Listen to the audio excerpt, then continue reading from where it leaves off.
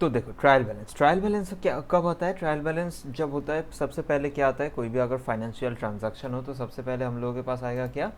सबसे पहले हम लोगों के पास आएगा एक जर्नल।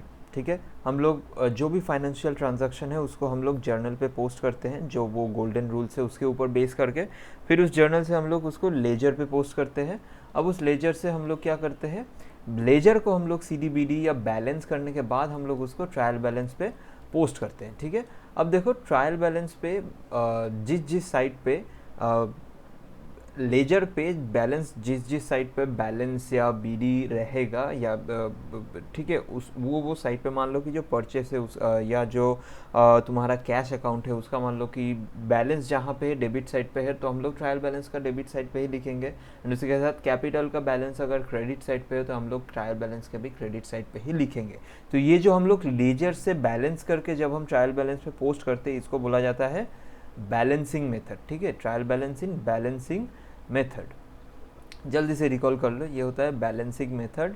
अच्छा, अब उसके बाद और एक होता है टोटल वैल्यू मेथड। सबसे पहले देखो जो बैलेंसिंग मेथड होता है वो तो हम सबको मालूम है, बहुत ही आसान है कि पहले हम लोग जर्नल करेंगे, उस जर्नल से हम लोग जब लेजर पोस्टिंग करेंगे, अब उस लेजर से हम लोग बैलेंस करने के बाद हम लोग उसको ट्रायल बैलेंस पे इनपुट करेंगे।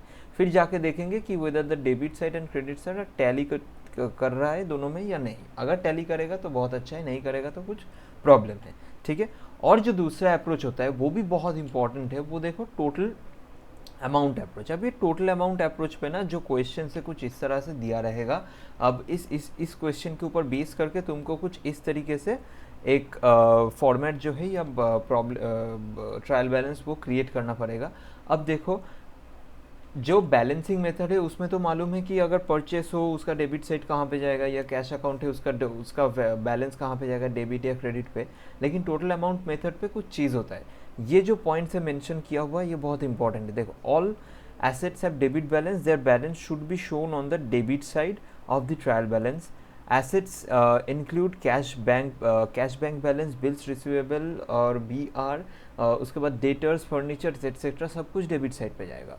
उसके बाद जो लाइबिलिटीज है वो क्रेडिट साइड पे जाएगा। ठीक है, देन देखो जो कैपिटल अकाउंट है वो क्रेडिट बैलेंस शो करता है, as such return on the credit side ही जाएगा ट्रायल बैलेंस पे। फिर जो ड्राइंग अकाउंट है वो डेबिट बैलेंस शो करेगा तो इसको भी डेबिट साइड पे ही लिखा जाता है। उसके बाद देखो जो परचेस अकाउंट है वो भी डेबिट बैलेंस पे लिखा जाता है। फिर जो सेल्स अकाउंट है, परचेस का ऑपोजिट होता है क्रेडिट पे, परचेस रिटर्न क्रेडिट बैलेंस होता है, सेल्स रिटर्न होता है हम लोगों का डेबिट बैलेंस। तो कुछ इस तरीके से इसको याद कर लेना, ये यहाँ पे 7 पॉइंट्स है। ठीक है, अगर ट्रायल बैलेंस इस फॉर्मेट पे होगा तो इस 7 पॉइंट्स के ऊपर बेस करके किया जाएगा।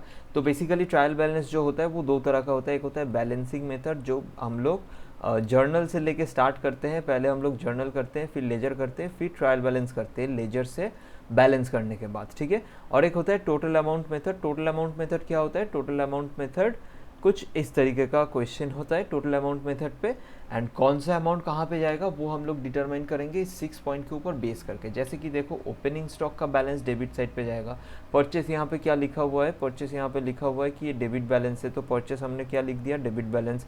फिर परचेस रिटर्न क्या होता है, यहाँ पे लिखा हुआ है कि क्रेडिट बैलेंस होता है तो परचेस रिटर्न को हमने क्या कर दिया, 5000 यहाँ पे क्रेडिट बैलेंस कर दिया। फिर देखो सेल्स क्या होता है, सेल्स यहाँ पे होता है क्रेडिट बैलेंस, तो सेल्स का कितना अमाउंट है, 1,60,000 हमने क्रेडिट बैलेंस कर दिया। फिर देखो जो सेल्स रिटर्न होता है वो वहाँ पे क्या लिखा हुआ है कि वो डेबिट बैलेंस होगा, तो सेल्स रिटर्न को हमने डेबिट बैलेंस कर दिया यहाँ पे 6,200। उसके बाद देखो जो यहाँ पे क्या है, रेंट, ठीक है, एक्सपेंस हो गया। उसके बाद सैलरीज, ये भी एक्सपेंस हो गया। All the expenses should show the debit balance, nominal entry का जो रूल है नॉमिनल अकाउंट का। तो यहाँ पे देखो रेंट, सैलरी, एडवर्टाइजमेंट, ये सब, ये तीनों जो है ये यहाँ पे क्या चला जाएगा, यहाँ पे जाएगा। अब कमीशन रिसीव्ड हुआ है मतलब इनकम हुआ है तो नॉमिनल अकाउंट का रूल क्या है, इनकम क्या होगा, क्रेडिट बैलेंस पे जाएगा। अब देखो डिस्काउंट यहाँ पे CR दिया ही हुआ है 710। उसके बाद देखो फर्नीचर परचेस किया है, मशीनरी हुआ है, ये सब जो एसेट्स है ये पहले ही यहाँ पे बोला गया था कि all the asset should have the debit balance, तो यहाँ पे डेबिट पे हम लोग लिख देंगे। ठीक है, डेटर जो है वो भी एक काइंड ऑफ एसेट है तो हम लोग डेबिट साइड पे लिख देंगे। क्रेडिटर देखो क्या है, ठीक है, कुछ इस तरीके से होता है टोटल मेथड। तो याद रखना कि ट्रायल बैलेंस जो है वो दो तरह का होता है सब, एक होता है बैलेंसिंग मेथड, एक होता है टोटल मेथड। बैलेंसिंग मेथड पे हम लोग सबसे पहले जर्नल क्रिएट करते हैं, फिर उसको लेजर पे पोस्ट करते हैं, लेजर को सीडीबीडी करके बैलेंस करने के बाद हम लोग ट्रायल बैलेंस पे पोस्ट करते हैं, ठीक है। अच्छा, और एक होता है टोटल मेथड जहाँ पे कुछ इस तरीके का चीज़ होता है, फिर उसको हम लोग क्या करते हैं, इस 7 पॉइंट्स को याद रखना, इसके ऊपर बेस करके कुछ इस तरीके से देखो और यहाँ पे पोस्ट कर दो, एंड एट द एंड ये भी टैली कर जाएगा, ठीक है।